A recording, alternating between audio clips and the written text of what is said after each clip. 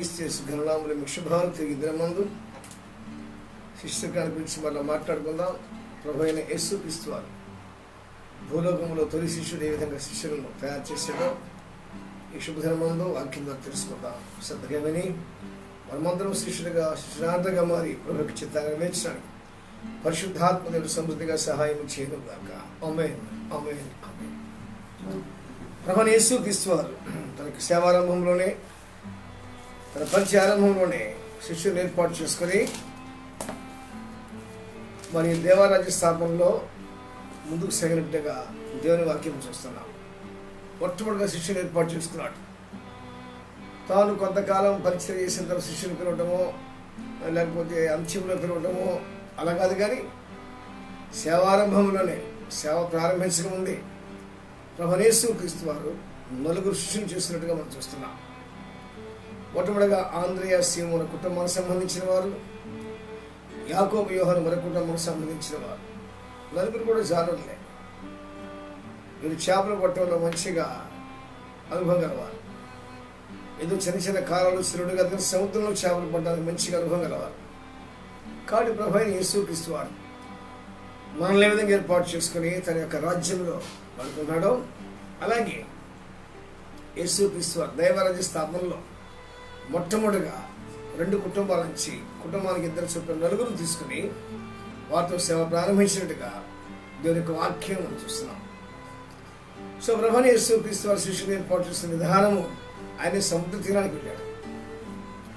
మామూలుగా దినాలు ఎంట్రీస్ మామూలుగా పెద్ద పెద్ద బిల్డింగ్స్లోనో లేకపోతే ఏసీ హోటల్స్లోనో పెద్ద పెద్ద స్థలాల్లో ఆఫీసులోనో ఉంటాయి, కానీ యేసుక్రీస్తు వారు ఒక 12 మంది శిష్యుని ఏర్పాటు చేసిన విధానం మనం చూస్తే ప్రభువైన యేసుక్రీస్తు వారు సముద్ర తీరానికి నడుస్తూ నడుస్తూ నడుస్తూ వారు పిలిచి వీళ్ళని వెంబడించాడు. నేను మిమ్మల్ని మనుషులను బట్టి జాగ్రత్తగా చేస్తాను అని చెప్పి వారిని ఆకర్షించి వారి మరి కొరలో చేర్చుకున్నట్టుగా దాని యొక్క వాక్యం మనం చూస్తాం. శిష్యులు ప్రభువైన యేసుక్రీస్తు శిష్యులు కావాలా, శిష్యురాలు కావాలా, అప్పుడైనా ఇప్పుడైనా మర్చిపోవద్దు. భూలోకంలో ప్రథమ శిష్యుడు రక్షకుడు ప్రభువైన క్రీస్తు యేసే. దేవుని స్తోత్రం, హల్లెలూయా. అని కోరిక. అపోస్తల కార్యం అంతా కూడా 8 అధ్యాయాలు కూడా శిష్యులు శిష్యురాలు. సరే, వాక్యానికి వద్దాం. ప్రభువైన యేసుక్రీస్తు వారు బాప్తిసం ఇచ్చి యోహాను ద్వారా బాప్తిసం పొందిన వెంటనే అభిషేకం పొంది ఆయన బయలుదేరి వెళ్తున్నాడు. ఒక స్థలానికి వెళ్తున్నాడు. యోర్దాను నది బాప్తిసం పొంది వెళ్తున్న సమయంలో బాప్తిసం ఇచ్చి యోహాను 2 శిష్యులకు ప్రభువైన క్రీస్తుని గురించి లేదా మెస్సియా గురించి చెప్పారు. ఆ 2 కూడా ప్రభువుని గమనించారు.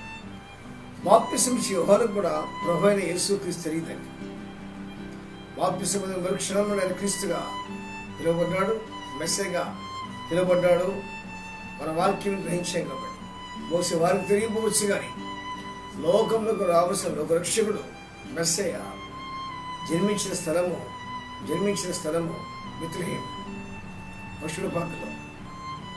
ఆయన మీరు జన్మించిన విధానం మనం బాగా అనేకసార్లు విన్నాం. కాబట్టి జన్మించిన ప్రభువైన యేసుక్రీస్తు వారు 30 సంవత్సరాలు తల్లి నెచ్చబడిన యోసేపు మరి గృహంలో ఉన్నాడు. ఆ తరువాత యోర్దాను నదికి వచ్చి బాప్తిసం ఇచ్చి యోహాను ద్వారా బాప్తిసం పొంది అభిషేకం పొంది సేవ ప్రారంభించాడు. కాబట్టి బాప్తిసం ఇచ్చి యోహాను కూడా ప్రభువైన యేసుక్రీస్తు గురించి స్పష్టంగా తెలియదు. అయితే ఆయన కూడా యోర్దానులో బాప్తిసం పొందిన సమయంలో యోహాను సువార్త 3వ అధ్యాయంలో అని చెప్పాడు కదా, నేను ఆయనను ఎరుగనైతిని కానీ అంటాడు. 30వ వచనం 1:30. నా వెనుక మనుషులు వచ్చున్నాడు, ఆయన నాకంటే ప్రముఖుడు కనుక నాకంటే ముందరవాడాయనని నేను ఎవరి గురించి చెప్తున్నాను, ఆయనే ఈయన. నేను ఆయనను ఎరగనైతిని కానీ ఆ నిజాలు ప్రత్యక్షమవటం నేను నీళ్ళలో బాప్తిసం ఇస్తూ వచ్చిందని చెప్పాను. మరియు యోహాను సాక్ష్యమిచ్చు, ఆత్మ పౌరం మరి ఆకాశం నుండి దిగొచ్చి చూచాను, ఆత్మ ఆయన మీద ఇచ్చాను. నేను ఆయనను ఎరగనైతిని కానీ, మనం 2సారి చెప్తాను, నేను ఆయనను ఎరగనైతిని కానీ నెలలో బాప్తిసం నన్ను పంపినవాడు నీ ఎవరి మీద ఆత్మ దిగవచ్చి చూతువో ఆయన పరిశుద్ధాత్మలో బాప్తిసం ఇచ్చేవాడని నాతో చెప్పాను. ఈయనే దేవుని కుమారుడని మెస్సియా అని అభిషిక్తుడు నేను తెలుసుకొని సాక్ష్యం ఇచ్చిందని.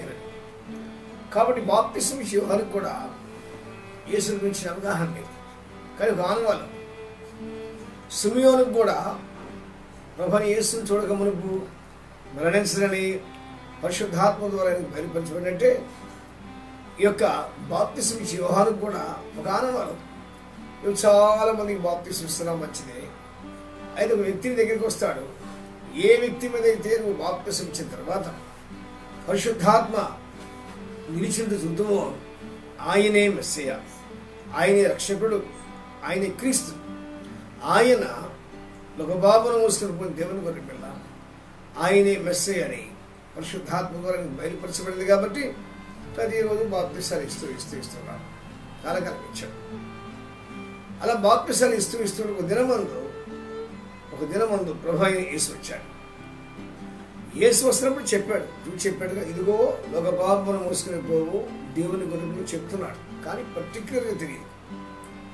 బాప్తిసం ఇచ్చే యోహాను ఎలిజబెత్ గర్భంలో ఉన్నప్పుడు, క్రీస్తు లేదా మెస్సయ్య యేసు మరి గర్భంలో ఉన్నప్పుడు, కోనసీమ ప్రాంతంలో కొండ ప్రాంతాల్లో మరియా మార్తను కలుసుకున్నప్పుడు, మరియా అలాగే ఎలిజబెత్ కలుసుకున్నప్పుడు చాలా సంతోషపడ్డారు. ఆశ్చర్యం ఏంటంటే వారి గర్భాల్లో ఉన్న శిశువు గంతులు వేశారు. తద్వారా వారికి గొప్ప ఆనందం, సంతోషం, పరిశుద్ధాత్మ పొందినట్టుగా లూకాసు వార్త 1వ అధ్యాయం చూస్తున్నాం. కాబట్టి యొక్క బాప్తిసం ఇచ్చే యోహాను ప్రభువైన యేసుక్రీస్తు వారికి బాప్తిసం ఇచ్చిన తర్వాత ఆశ్చర్యకారి మార్క్స్ వార్త 1వ అధ్యాయం 10లో బాగా రాస్తాడు. ఆకాశము చీల్చబడి పరిశుద్ధాత్మ మీదకి పౌరముని దిగించి చూచాడు. ఆశ్చర్యపోయాడు. ఎప్పుడైతే పరిశుద్ధాత్మ పౌరముని మీదకి వచ్చేస్తుంది, వెంటనే ప్రభు తనకి ఇచ్చే దర్శనం జ్ఞాపకం వచ్చింది. కాబట్టి ఈయనే మెస్సయ్య, ఈయనే లోకరక్షకుడు, ఈయనే క్రీస్తు అని తను గ్రహించాడు. వెంటనే ఒక స్వరం కూడా వింటున్నాడు. ఈయన నా ప్రియ కుమారుడు, ఈయన నేను ఆనందించున్నాను. కాబట్టి నేను బాప్తిసం ఇచ్చినప్పుడు యేసులో ఒక అద్భుతమైన కార్యాలు జరిగినాయి. కాబట్టి ఈయనే ఆయన. నేను ఎవరి కోసం అయితే కనిపెడుతున్నానో ఆయనే ఈయన. నేను ఆయన ఎరగనైతే కానీ ఈ కారణాల ద్వారా, ఈ సూచన పరిశుద్ధాత్మ ఎవరి మీద నిలిచెండు చూస్తామో ఆయనే క్రీస్తు. ఆయన మీకు అగ్నిలో ఆత్మలో బాప్తిసం ఇచ్చేవాడు. శరీర బాప్తిసం వేరు, ఆత్మీయ బాప్తిసం మొట్టమొదటి చూడాలి. ప్రభు నాకు ఇచ్చే దర్శన ప్రకారం మనకిద్దరు మనుషులు ఉన్నాం. బాహ్య పురుషుడు, అంతరంగ పురుషుడు. బాహ్య సంబంధ శరీరానికి నీటి బాప్తిస్తాం. యుగాలు జీవించే అంతరంగ పురుషుడికి లేదా అంతరంగ స్త్రీకి పరిశుద్ధాత్మతో అన్నితో బాప్తిస్తాం. 3వ అధ్యాయం కూడా చూస్తాను. నా వెనక వచ్చేవాడు నాకంటే శక్తిమంతుడు, నేను వంగి ఆయన చెప్పుల మొదటి కూడా పాత్రగా మారు మనసు పొందేమని చెప్పారు. కాబట్టి నేను మీకు నీటిలో బాప్తిసం ఇస్తున్నాను. కానీ నా వెనక వచ్చేవాడు నాకంటే శక్తివంతుడు, నేను వంగి ఆయన చెప్పుల మొదటి కూడా పాత్ర కాను.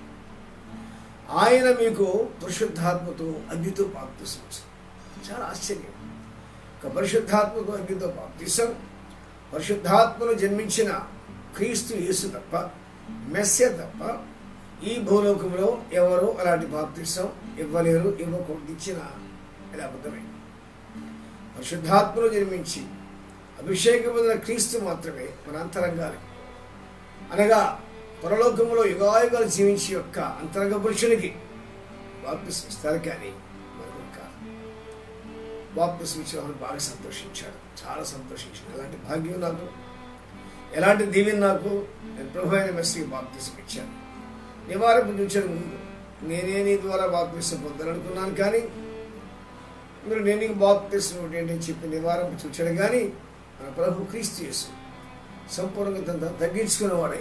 ఈ విధంగా కార్యము నీతి యావత్ ఈ విధంగా నెరవేరవలసి ఉంది. కాబట్టి నీవు నాకు బాప్తిసం చెప్పినప్పుడు, అలాగే బాప్తిసం ఇచ్చే యోహాను ప్రభువైన క్రీస్తులకు యేసులకు బాప్తిసం ఇస్తూ బాప్తిసం పొందిన మరుక్షణమే నీటి ఒడ్డుగా వస్తుండగా ఆకాశము చేర్చబడట పరిశుద్ధాత్మ పౌరములే ఆయన వీటి చూచాడు. ఈ సందర్భంగా మరొక విషయాన్ని జ్ఞాపకం చేస్తాను. ప్రభు తన సంఘ స్థాపనకు ముందుగా శిష్యులు ఏర్పాటు చేస్తున్నాడు. వారితో 3 సంవత్సరాల పరిచయం వారు తిప్పాడు. మంచిగా అద్భుతాలు, ఆశ్చర్యాలు, సూచనలు, మహత్కాలు చూచారు. కానీ వారు ప్రకృతి సంబంధులు ఉన్నారు, ఆత్మ సంబంధి కాదు. యేసుక్రీస్తు జన్మతః ఆత్మ సంబంధి, ప్రకృతి సంబంధిగా కనిపించినప్పుడు కూడా రక్త మాంసాలు మనమలే జన్మించినప్పుడు కూడా ఆయన పరిశుద్ధాత్మను జన్మించాడు కాబట్టి దేవుని కుమారుడు కాబట్టి ఆయన ఆత్మ సంబంధి. మరి విశేషంగా బాప్తిసం పొంది క్రీస్తుగా మారిన తర్వాత మెస్సయ్య అని ప్రతిపాదించడానికి వీలు కలిగింది. కాబట్టి రెండవ బాప్తిసం మనం చూస్తున్నాం, పైనుండి కలిగిన బాప్తిసం. అలాగే ప్రభు తన సంఘ స్థాపనకు ముందుగా తనతో పాటు 3 సంవత్సరాలు శిష్యరికంలో ఉంచుకునే యొక్క అపోస్తలుడు ఈ యొక్క 12 మంది అప్పుడు తగ్గిపోయాడు. 11 మందిని తీసుకుని మేడగదిలో వారు మంచిగా ప్రభువైన యేసుక్రీస్తు చేసే విధంగా అభిషేకం పొందాడు. యోర్దాను ఒడ్డున అలాగే వారికి కూడా అభిషేకం ఇచ్చాడు. ఆ అభిషేకమే అగ్ని అభిషేకం. 120 మంది కూడా 500 మందితో ప్రారంభమైన యొక్క అద్భుతమైన సహవాస కుటుంబం మేడగదిలో దినదినము తగ్గుతూ వచ్చారు. ఒక 10వ దినమందు గదిలో కేవలం 120 మంది ఉన్నారు. వారు పురుషులున్నారు, స్త్రీలు ఉన్నారు, అపోస్తలున్నారు, ఇష్టలేని మరినొద్ది సహోదరులు ఉన్నారు, తండ్రి చూడు యోసేపు ఉన్నాడు. చాలా మంది ప్రభువైన యేసుక్రీస్తు పరిచర్యలో 3 సంవత్సరాల ప్రముఖులందరూ కూడా ఆ యొక్క మేడగదిలో ఉన్నారు. వారి మీద కూడా ఒక సూచన సంబంధమైన బాప్తిసం వచ్చింది. ఆ బాప్తిసం అగ్ని బాప్తిసం. ప్రభువైన చెప్పాడు, అపోస్తలుల కార్యం మొట్టమొదటి అధ్యాయం 4వ వచనం చెప్తున్నాడు కదా. అపోస్తలుల కార్యం మొట్టమొదటి అధ్యాయం 4లో ఇదిగో మీరు బాప్తిసం పొందారా, మీరు శక్తిని పొందారా, ఆ తర్వాత మీరు సేవ చేయాలి. ప్రభు చెప్పాడు లూకాసు సువార్తలో, నేను వినటం వల్ల మీకు ఏమీ ప్రయోజనం లేదు. 24వ అధ్యాయం చెప్తాడు, ఆ తండ్రి వాగ్దానం చేసినని మీ మీదకి పంపబోతున్నాను. ప్రియ సహోదరుడా సహోదరి, బాప్తిసం పొందిన ప్రియులారా, ప్రభునామములో మీకు మనవి చేస్తున్న వాక్యానుసారంగా మనమందరం కూడా పరిశుద్ధాత్మలో బాప్తిసం పొందాలి. మనాంతరంగము శరీరము కేవలం 70-80 ఏళ్ళే. ఇక 70-80 ఏళ్ళలో ఉన్న యొక్క అంతరంగ పురుషుడు బాప్తిసం పొందాలి. ఏ బాప్తిసం అనగా అగ్ని బాప్తిసం. ఆది అపోస్తలులు మేడగదిలో పొందారే. అలాగే కొర్నేలి గృహంలో కూడా పేతురు వాక్యం చెప్తున్నారు, కొంతమంది అక్కడ కూడా అగ్నిలో బాప్తిసం పొందారే. ఆ బాప్తిసం పొందాలి. ఈ అగ్ని ద్వారా మనము కాలిపోం, మండుతూ ఉంటాం. ఆ దర్శనమే దేవుని పర్వతమైన హోరే పర్వతం మీద మన బిధులైన మోషే చూస్తున్నాడు. ఒక పొద ఎలా కాలిపోలేదు దగ్గరికి వెళ్ళి చూస్తాడు. ఆ పొద మండుతుందా కానీ కాలిపోలేదు, ఆ పొద మండుతుందా కానీ కాలిపోలేదు. ఆ పొద ఏదో కాదు కానీ తిరిగి జన్మించిన పరిశుద్ధాత్మ పొందిన అగ్నితో బాప్తిసం పొందిన అది నీ హృదయము నా హృదయము. ఇడి బాప్తిసం ఒకసారి పొందించాలి. కానీ ఒక అంతరంగ పురుషునికి ఏదో యుగాయుగాలు జీవించే ఒక ఆత్మీయ పురుషునికి ప్రతి దినము కూడా శరీరాత్మను వేరేంత వరకు కూడా ప్రతిరోజు బాప్తిసం పొందాలి. మనం వాడుకునే యొక్క సెల్ ఫోన్ అది కొత్తదే కానీ పాతదే కానీ అది వాడబడేంత వరకు కూడా ప్రతిరోజు మనం ఛార్జింగ్ పెట్టాలి. ఏదో ఛార్జింగ్ పెట్టడం అది వాడబడతాం. అందుకే కాదు, మన రక్షకుడు ప్రభువైన యేసుక్రీస్తు వారు పరిశుద్ధాత్మను జన్మించిన, పరిశుద్ధాత్మాభిషేకం పొందిన, అగ్నిభిషేకం పొందిన, కానీ ఆయన ప్రతి రాత్రి కూడా కొండ మీదకు అడవికి వెళ్ళి తనతో సహవాసం చేస్తూ అభిషేకం పొంది తెల్లవారుజామున ఉదయకాలమైన జనాంగంలోనికి వచ్చి ఆయనకు వాక్యం బోధిస్తూ అద్భుతాలు, ఆశ్చర్యాలు, సూచనలు, పథకాలు చేసేవాడు. కాబట్టి యేసుక్రీస్తు వారి యొక్క పరిచర్యలో శిష్యులను ఏర్పాటు చేసుకోవాలి. మొట్టమొదటి 2 శిష్యులు మనం చూస్తున్నాం, 2 శిష్యులను మనం చూస్తున్నాం. యోహాను సువార్త మొట్టమొదటి అధ్యాయము 35లో మరునాడు అనగా బాప్తిసం యేసు బాప్తిసం పొందిన యేసుక్రీస్తుగా మారిన మరునాడు యోహానును అతని శిష్యులలో ఇద్దరు నిల్చుండగా అతను నడుచున్న యేసు వైపు చూపి ఇదిగో దేవుని గొర్రె పిల్లని చెప్పారు. కాబట్టి 2 శిష్యులు ఉన్నారు. వారికి బాప్తిసం ఇచ్చి యోహాను క్రీస్తును గొర్రెపిల్లగా చూపిస్తున్నాడు. గొర్రెపిల్లగా నడుచున్న గొర్రెపిల్ల ఆయనే మెస్సయ్య అని చాలా స్పష్టంగా బాప్తిసం ఇచ్చిన యోహాను స్కూలుగా రాబోతున్న శిష్యులకు చెప్తున్నాడు, ఇదిగో దేవుని గొర్రెపిల్లని చెప్పాను. అతను చెప్పిన మాటను బట్టి ఆ 2 శిష్యులు విని యేసుని వెంబడించారు. బహుశా వీరు ఇంతకుముందు బాప్తిసం ఇచ్చి యోహాను వెంబడించారు నాకు తెలియదు. శిష్యులు రాస్తున్నాడు కదా, వెంబడించారు.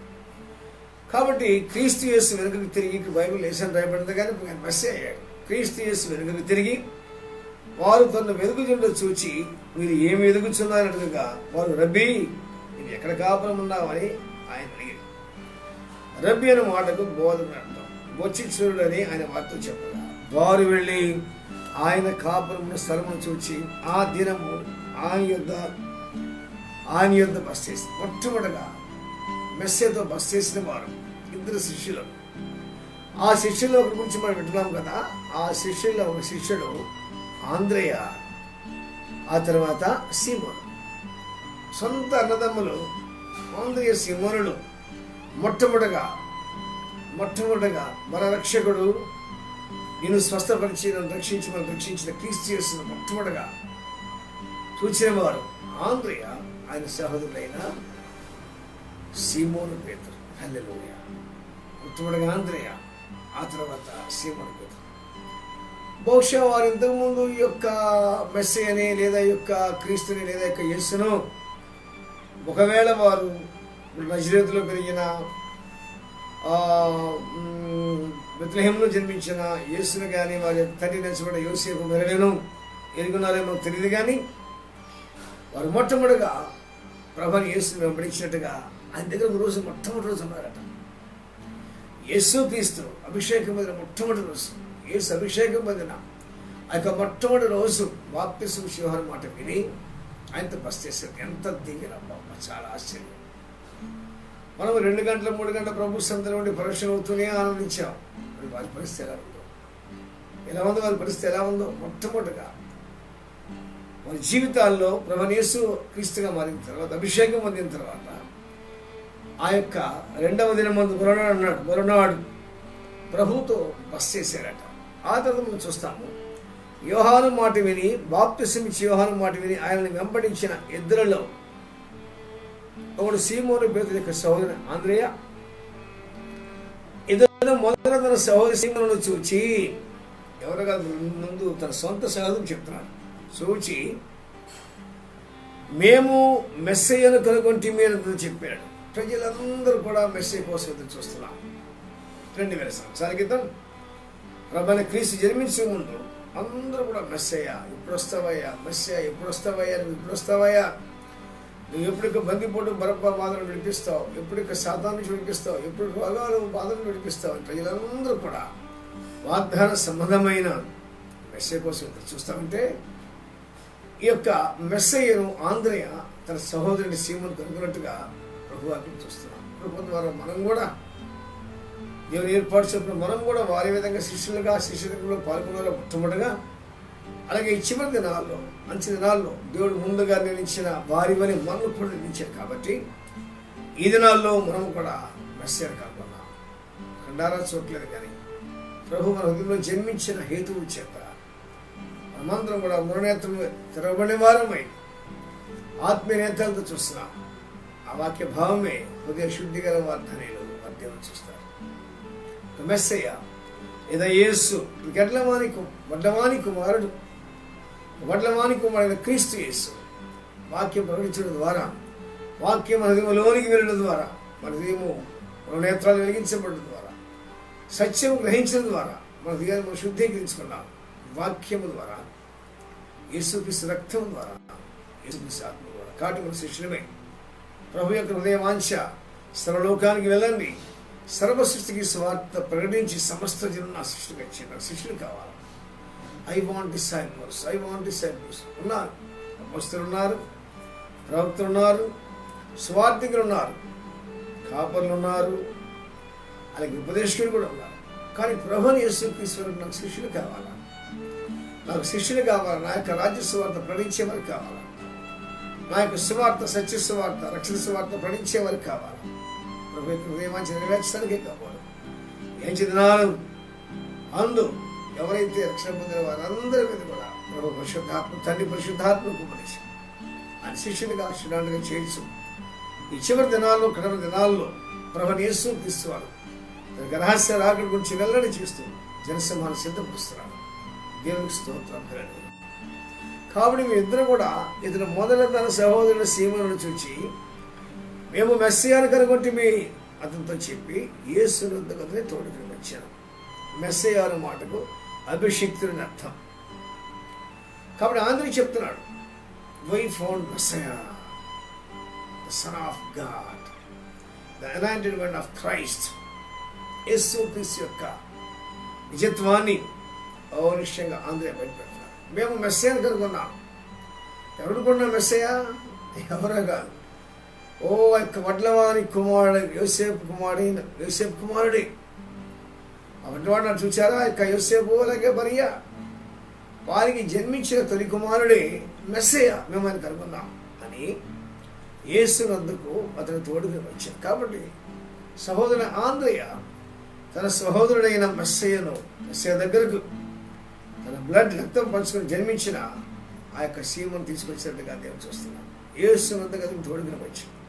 మెస్సయ్య అనే మాటకు అభిషిక్తుడని అర్థం.